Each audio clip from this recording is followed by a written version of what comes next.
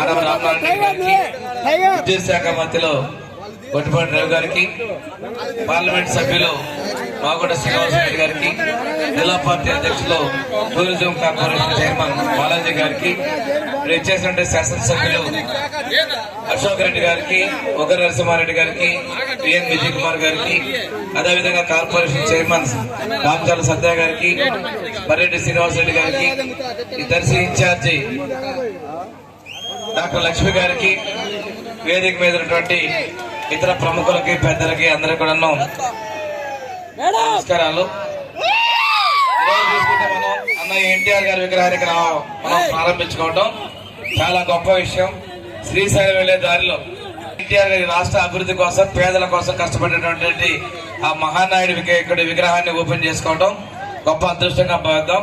పెద్దలు చెప్పినట్లుగా తెలుగుదేశం పార్టీ పెట్టి అనతికాలంలోనే పేదల కోసం, సంక్షేమం కోసం 2 రూపాయల కిలో బియ్యం కావచ్చు, పక్కా ఇళ్లు కావచ్చు, ఆడపడుచులకు ఆస్తులు కావచ్చు, ఇలాంటి సంక్షేమ పథకాలు తీసుకొచ్చి ఈ రాష్ట్రాన్ని అభివృద్ధి పథకంలో నడిపించినటువంటి వ్యక్తి అన్న ఎన్టీఆర్ గారు.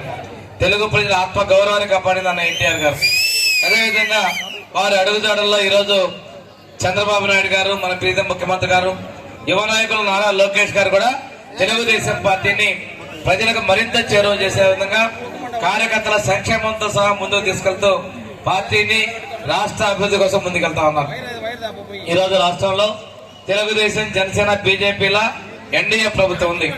మన ప్రీతి ముఖ్యమంత్రి నారా చంద్రబాబు నాయుడు గారు రాష్ట్ర అభివృద్ధి కోసం అహర్నిశలా కష్టపడతా ఉన్నారు. ఏ తప్పు చేయకుండా గత పాలకులు మన నాయకుడిని ఇబ్బంది పెట్టినప్పుడు పవన్ కళ్యాణ్ గారు నేనున్నానంటూ రావటం, అదేవిధంగా ఈ రాష్ట్రానికి ఇతర కోసం బీజేపీ తోటి మోడీ గారితో కలిసి మనం ముందుకెళ్తా ఉన్నాం.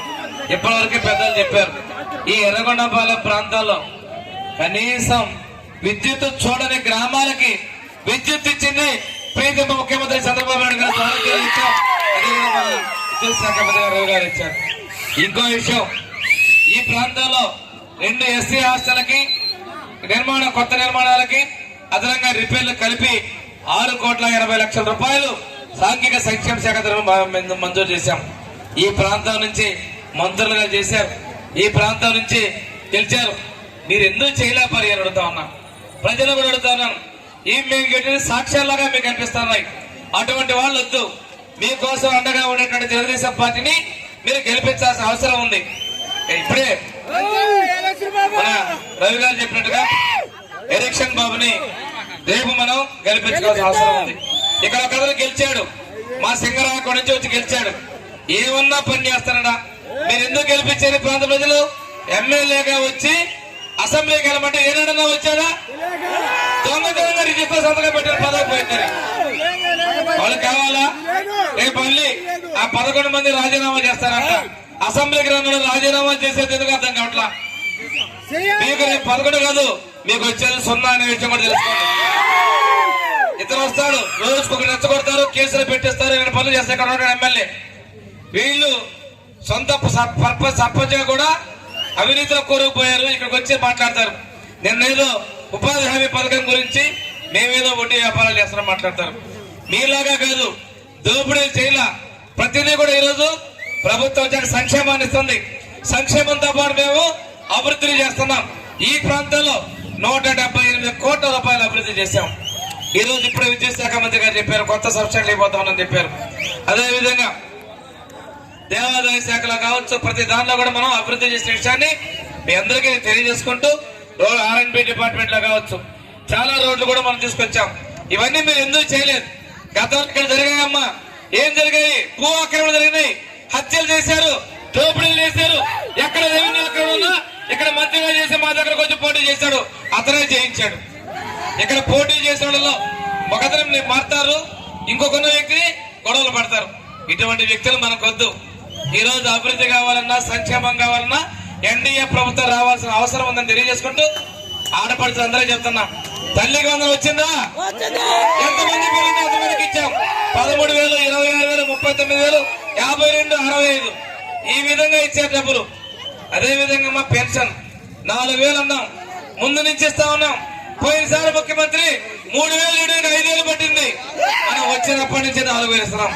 4,000, 6,000, 10,000 పెన్షన్ ఇచ్చింది కూడా ఈ ప్రభుత్వం మన ముఖ్యమంత్రి చంద్రబాబు నాయుడు మీద తెలియజేస్తాను.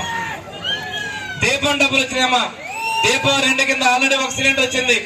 2వ సిలిండర్ డబ్బులు కూడా పడతా ఉన్నాయి. 3వ సిలిండర్ కూడా ఇవ్వబోతున్నాం.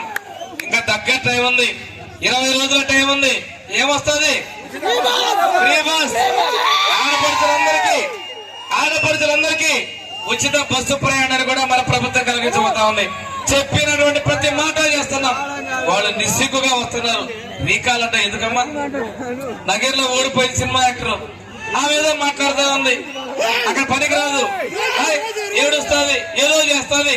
ఆ రోజు మనకన్నటువంటివి మైనింగ్ శాఖ బాధ్యత మన సుజాత గారిని అసెంబ్లీలో అవహేళనగా చేశారు. ఈ రోజున మన హోంమంత్రి గారిని మాట్లాడుతుంది ఆవిడ.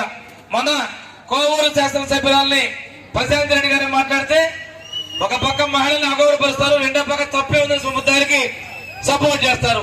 ఆడపడుచు అంటే గౌరవం లేదు. ఇటువంటి వ్యక్తులు వస్తారు, ఈ రోజు రోడ్లు ఎక్కుతారు. వాళ్ళందరికీ ఒకటే బుద్ధి చెప్పాల్సిన అవసరం ఉంది. రేపు వచ్చేటువంటి ఎన్నికల్లో సర్పంచులు, ఎంపీపీలు, జడ్పీటీసీలు అన్నింటినీ కూడా తెలుగుదేశం పార్టీని గెలిపించాల్సిన అవసరం ఉంది. తెలుగుదేశం, జనసేన, బీజేపీల ఎన్డీఏ ప్రభుత్వాన్ని ఆదరించాలని తెలియజేసుకుంటూ అభివృద్ధికి, సంక్షేమానికి మీ అందరి అండ కావాలని మనస్ఫూర్తిగా కోరుకుంటూ సెలవు తీసుకున్నాం. జై హింద్.